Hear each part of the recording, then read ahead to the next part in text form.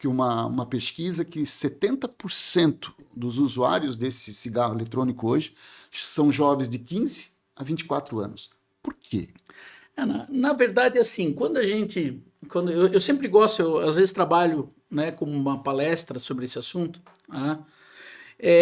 Eu sempre gosto de expor a diferença entre puberdade e adolescência. Eu sempre começo a palestra falando dessa diferença. Porque puberdade é uma modificação biológica. Ela é biológica, ela acontece com o índio, ela acontece com o oriental, ela acontece com o africano, ela é igual, na verdade, para todo ser humano, vem de um processo evolutivo, vem de um... Né? Então ela é questão biológica.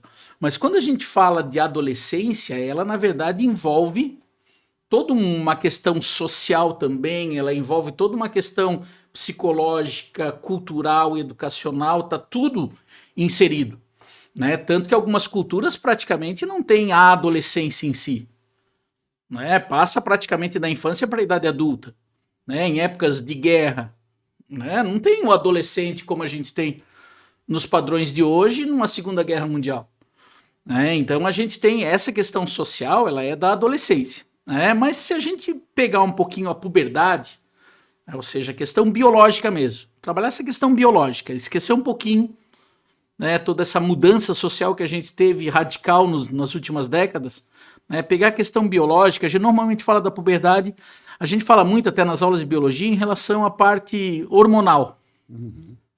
O menino, a testosterona, desenvolve musculatura, né, o gogó, pelinho, né? E a menina, daí o estrogênio, a progesterona, né? Vai alargar quadris, tem toda essa questão hormonal, mas não é isso o mais importante aqui pra gente. Eu acho assim, ó, a modificação cerebral ela é muito grande. A gente tinha uma ideia, né, até a década de 90, final da década de 80, década de 90, de que o cérebro ele se desenvolvia até 3 anos de idade e depois ele não tinha mais desenvolvimento. Era como se a partir dali moldou e o que foi... e até estava comentando contigo agora que antes da gente entrar aqui ao vivo, que eu não era um excelente aluno. Não era, nunca fui um bom aluno. Bom é aquela história que como é que tu contou essa história antes ali que eu encontrei com um amigo, né? Encontrei com um amigo do ensino fundamental. Não, vamos contar. O Dudu rodou 3 vezes, né, Dudu? 3 vezes antes do ensino médio. Eu cheguei no ensino médio com 18 anos. Na primeira série do ensino médio eu assinava as minhas exclusões de fora de sala de aula. Mas conta do... Aí eu encontrei com um amigo da época de ensino fundamental, numa farmácia agora, depois ele era meu amigo no Insta, no Face, assim podia, mas não via ele há uns 30 anos que eu não via. Aí eu encontrei com ele, Marcelo, tudo bem? E aí, como é que estão as coisas? Ele disse, porra, Eduardo, falei de ti pra minha mulher essa semana. Eu digo, mas cara, faz 30 anos que a gente não se vê, né? Ele disse, cara, eu mostrei a tua foto lá do curso de medicina, dando aula no curso de medicina. Eu falei, amor, nosso filho tem salva. Nosso filho tem saída. Olha, porque esse aqui era o que se tem de pior em termos de aluno. E hoje o cara tem doutorado, hoje o cara tá dando aula no curso de medicina. Então, assim, tem esperança. Tem. E eu, na verdade, se o cérebro fosse moldado até 3 anos de idade, eu seria um que... Né? Não teria jeito. A minha mudança foi depois dos 18 anos de idade. A minha mudança radical em termos assim de... Das sinapses. Das sinapses. A modificação cerebral ela é muito grande. E ela, na verdade, hoje a gente fala em termos de 30 anos, hoje a gente fala... E tem 2 coisas que são muito interessantes nessa puberdade em si.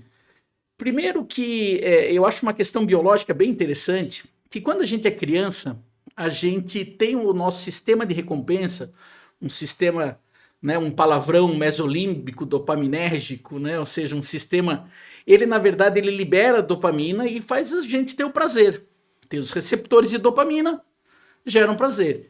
Então assim, quando a gente é criança, a gente está carregadíssimo de sinapses, a gente tem muito mais sinapses, uma quantidade muito maior, a gente libera muito mais dopamina nesse sistema dopaminérgico, a gente tem muito mais prazer.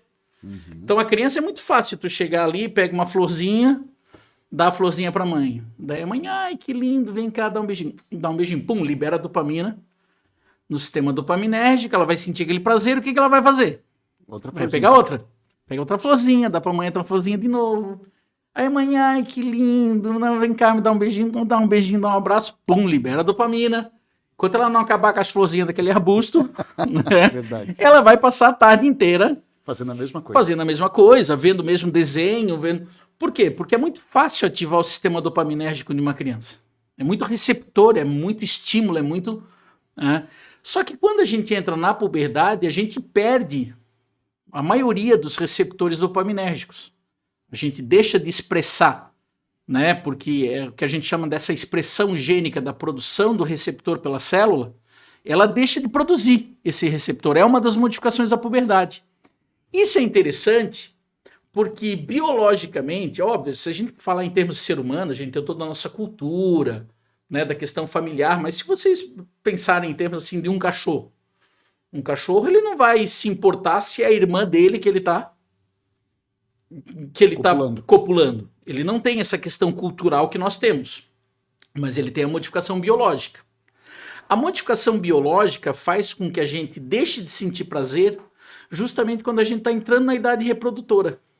Por quê? Porque quem mais nos gera prazer na infância? Pai e a mãe. O pai, mãe, o meio, né, biológico que nos criou. Né? E quando a gente entra na puberdade, é como se o nosso cérebro dissesse assim, ó, deixa de sentir prazer por esse pai e mãe, por esse meio familiar, que é uma questão de aumento de variabilidade genética. Aí ele começa a buscar outras relações, começa a buscar outros prazeres e assim por diante, justamente por causa desse sistema de recompensa. Só que aí é que entra a questão daí da droga. Porque toda droga, na verdade, a maior parte das drogas, elas ativam justamente esse sistema no momento em que ele está tendo justamente essa diminuição desse prazer. Daí o adolescente, o cara tá entrando na puberdade, ele na verdade entra naquela fase meio emo, né? Ah, ninguém me ama, ninguém gosta de mim, como eu sofro, papai. Né? Ouve uns K-pop, né? E começa a sofrer, na verdade. E vem uma coisa que vai lá e pum, e dá um impacto legal nesse sistema de recompensa. Então, a possibilidade de tu criar um vício na juventude, fisiologicamente, é muito maior. Né?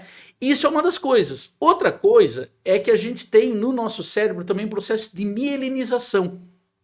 A mielinização é quando a gente, na verdade, a gente tem uma poda sináptica, que a gente chama, que é um processo de limpar as sinapses desnecessárias e reforçar as sinapses mais importantes.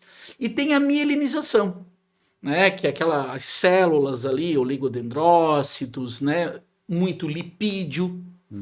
Tanto que o menino, por ação da testosterona, ele, na verdade, tem uma menor síntese de lipídios, o que diminui um pouco esse amadurecimento, essa mielinização.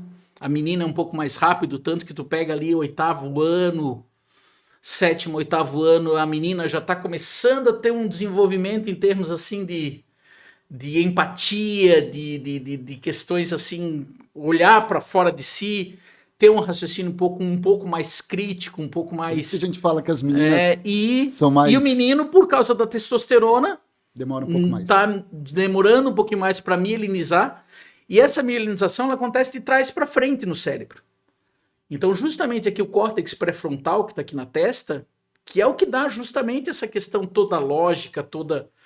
né, de empática, assim, que o ser humano tem mesmo amadurecido, a diferença do amadurecimento cerebral, né, que tu chega para uma criança e diz, eu tô morrendo de fome.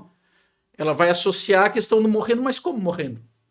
E o cérebro humano, nós somos capazes de repente, eu tô num carro, numa curva, e tá chovendo, mas eu nunca tive nessa curva, eu sou capaz de saber e de antecipar a ideia de que aquela curva vai ser perigosa. Isso aí é o córtex pré-frontal. E o córtex pré-frontal é o último que, digamos assim, se desenvolve. Então, o adolescente ele está, primeiro, com uma maior predisposição a sofrer com o vício em si, a ter o vício em si. E segundo, que a sua questão mais lógica, a sua questão mais, digamos assim, de perceber a questão do, né, pô, se eu fizer isso, vou me dar mal, se eu fizer isso, ainda não está formada. Então, digamos assim, é o campo propício para que uma droga faça um estrago. E daí nós temos a questão, né, de tolerância e de dependência, né, que é